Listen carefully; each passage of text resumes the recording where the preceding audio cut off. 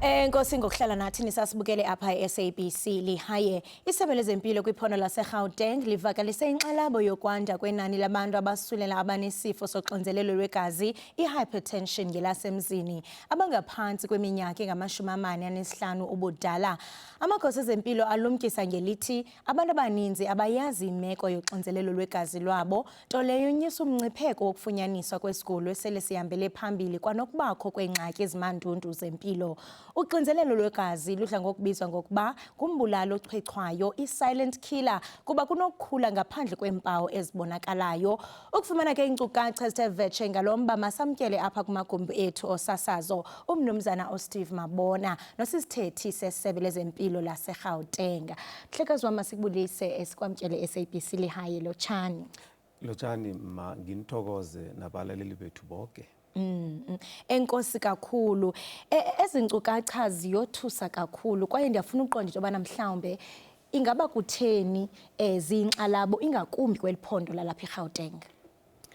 Sibone ukuthi size ngaphambili simnyango wezamaphilo eGauteng ngoba sibona imbalobalo zethu zikhuphuka, inani lalo liba phezulu. Kungakho kusithe sivele ngaphambili siyelelise bonke abantu ngoba asifuni ukubona abantu abaningi emtholapilo yethu bafika lapha sebagandelelekile ngendlela le esibona ngakho, ngoba siyabona ukuthi ukugandeleleka kwengazi emzimbeni kuba kunengi khulu ebantwini nasicalileko imbalobalo zethu. Mayisithe sivele ngaphambili singalinda bona bekumocheke, sibayelelise bona bavele bazokuzihlola ukuthi bajame njani ngoba akunamathwawu avelako ukuthi ingazi zami sezigandeleleke kangangani. Ngeyona nje nobungozi yiyo loo nto kusithiwa yi-silent killer. Kwaye mhlekazi eyona nto ikhwanqisayo ziinkcukacha manani ezitshoyo into yokuba ngaba mhlawumbe phantsi kwi-38% yabantu abafunyanwe bengaphantsi kweminyaka eyi-45 kuquka abantu abatsha. Mhlawumbe kutheni abantu abatsha besanda kuba nale ngxaki yexinzelelo lwegazi? Kungendlela esiphila ngakho, kungendlela abantu abatsha baziphethe ngakho empilweni. Abantu abatsha nje amahugo la kugijinywa phambili khulu ngakho kuselwa khulu, kukhokhwa nento ezitsha-ke ezizesimodeni ezifikile kwezi, kunezinye ezingamabhodlelwana lapha kuyathunywa inruthu lapha, bakhokha indwezo ungazi ukuthi ziyalimaza, zinomthelelo omumbi khulu ngoba iziso zabo ngaphakathi ziyalimala, ihliziyo iyalimala. Umuntu kungakho sithi akunamathwawu, umuntu uduleka phasi lapha nakagijinyiselwa emtholapilo kutholakala ukuthi unayo ukugandeleleka kwengazi emzimbeni, kube namalwele amanye azokuba khona ayilethwe ngendlela esiphila ngakho. Abantu siphila ngendlela yokuthi asizinakekeli, ngiyo into esiyibonako leyo simnyango. Usathetha malunga nabantu abatsha kubonakala ngathi bangena nzulu kwiinyembezi zikaVictoria, utywala. Ingaba mhlawumbe nilisebe lezempilo nisebenzisa njani namaziko ohlukileyo ingakumbi esingatsho into yokubana bona ngabo abathengisa kakhulu utywala okanye kwindawo apho sawubona abantu abatsha bethenga utywala? Ingaba zikhona ii-programs enazo ukuzama into yokubana nixhobise abantu abatsha ngokusebenzisa gwenxa utywala?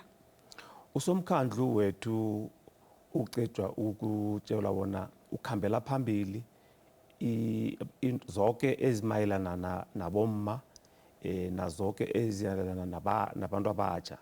Manje lokho kusiletha emphakathini, kunamahlelo ezizokuba nawo sichubeke ngawo.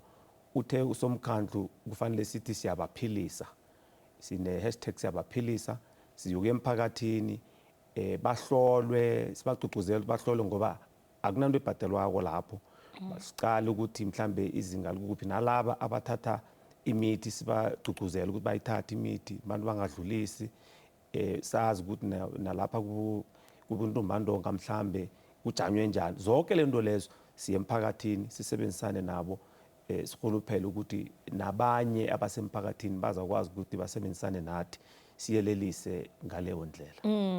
Usasho Mhlakazi into yokubana niyaqoqozela umphakathi into yokubana nabo abasela ipilisi baqhubeke. And yafuna uqonda kuba kaloku kuphanse ngoku izigulane ezibalelwa kwi-70,000. Xa sijonga mhlawumbe imeko yekliniki zethu apha kwiphondo lase-Gauteng, ungatsho mhlawumbe into yokubana ezinamayeza aneleyo uqinisekisa into yokubana mhlawumbe abantu bafumana unyango?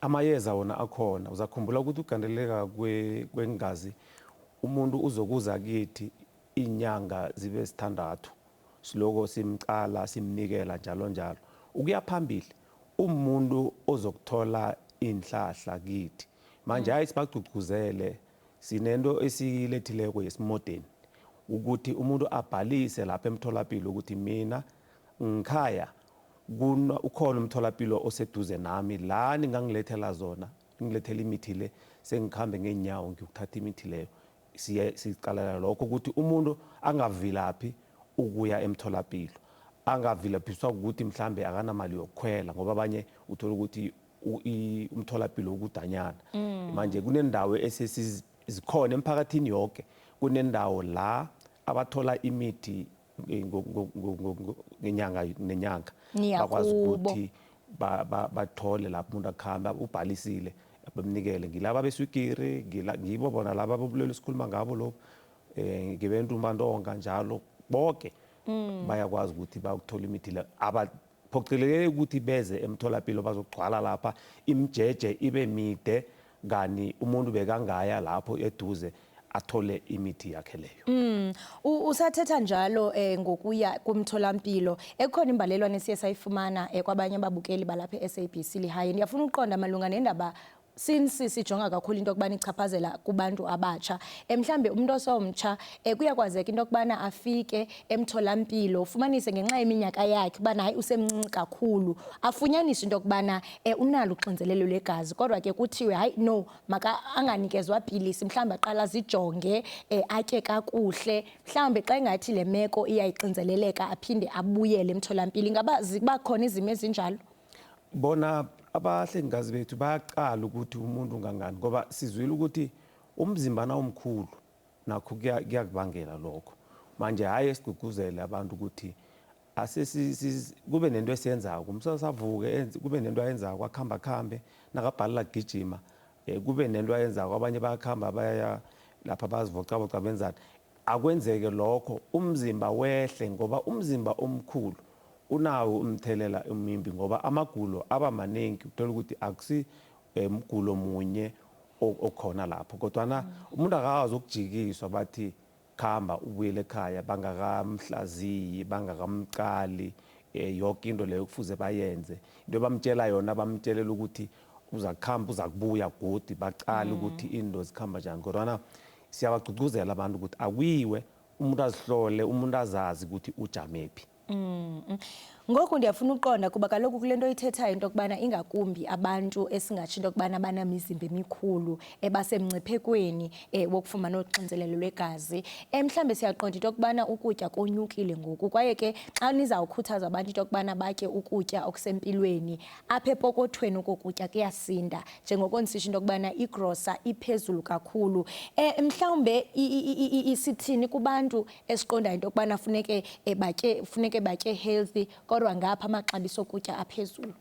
Awa imirorho ayibizi imirorho ngiyo eyenza ukuthi umuntu akhule kuhle umzimba wazi ukuthi uthola into eqala umzele kadeni into eziningi bezingekho abantu belekadeni baqinile nawuqalako uqathanisa nathi banje laba banje uqala amagulo umuntu ugula kancane sekakhambile kodwa uqale laba babekade bakhula kade lekadeni ebakhule kusemasimini kulinywa udliwa khona lapho la kuhlala khona baphile saka manje asingathi kudla kuyabiza kudla okufaneleko kudliwe imirorho akusimi into ebizako nathi asihuluphele ukuthi bantu kungase kuselwe into enye nenye efikako uswigiri nengi netswayi eliningi elithelwa kudla itswayi alingathelwa kakhulu iphela vekele bekade ngisekhaya ngoba kuwelwe lapha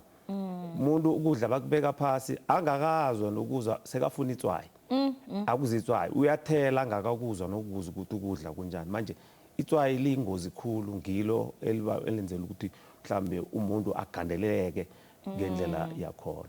And eyona nto ebuhlungu xa ujonga apha eRhawutini xa sawuthelekisa namanye amaphondo asinazo neegadi ezixhomekeka into yokubana funeke siye evenkileni ukuze sibe kanti sithenga ukutya. Kodwa ke ngaphambi kokuba siyiqole siyiqongqothe qabaqaba nje abantu abafuna ukulandela mhlambe ikhasi leni ukuze bafumane iinkcukacha ngoba mhlambe nindwendwela iilokishi ezithile niyaphi nenza ntoni abafuna ukunilandela banifumana phi nge-updates? I-updates umtholapilo yethu ayesituguzela ukuthi abantu abaye emtholapilo ngoba emtholapilo iseduze nabo. Nasiqale le esiyenzako lesi bafuna baye lapha emtholapilo kodwa ke ngoba nje isimodeni sesikhona sikhona ke inkundleni zokuthindana zonke Gauteng Health ngama-hashtag akhona konke nje nawuthi Gauteng Health wena usuyasithola lapho ngoba abantu banje sesehlalwa emafonini makulele ekhukhwini kusehlalwa khona kunento batsho ma-TikTok umuntu uhlala lapha abakhohlwa nokuthi kunento ezinyafuza zenze manje nakalapho uzosithola kodwa ayesigqugquzele khulu ukuthi abantu abaye emtholapilo ngoba lapho kulaba bazokuthola khona iqiniso bakwazi ukuthi basizeke ngaleyo ndlela. Kube kuhle kakhulu ke lilisebe lezempilo into yokubana nisebenzise nalamaqonga ingakumbi kubantu abatsha kuba abantu mhlawumbi umuntu uzawuthi yo usefowunini kanti xa ifumana inkcukacha uba hey nansi into ethile efowunini uzawuchwechwela. Enkosi kakhulu masibambe ngasibini ngexesha lakho nokuba ukrobisela umbukeli kule ngxoxo ibaluleke kangaka ephethelene impilo. Enkosi kakhulu nokusindwendwela. Mtshati Sokoza. Siyathokoza mbukeli besidlana indlebe naye umhlekazi uSteve Mabona nosisithethi sesebe lezempilo laseRhawutini.